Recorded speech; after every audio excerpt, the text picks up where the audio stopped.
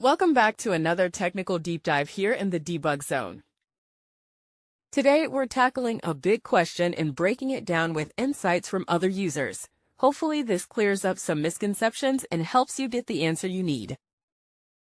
So buckle up, stay a little curious, and let's jump right in.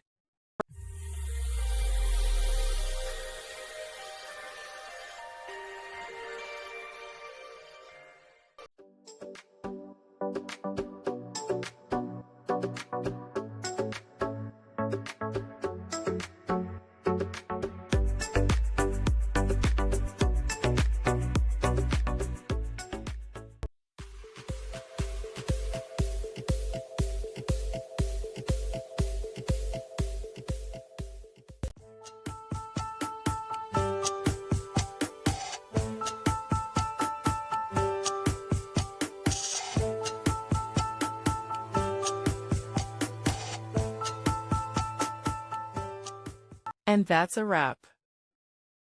I hope you found the answer you were looking for.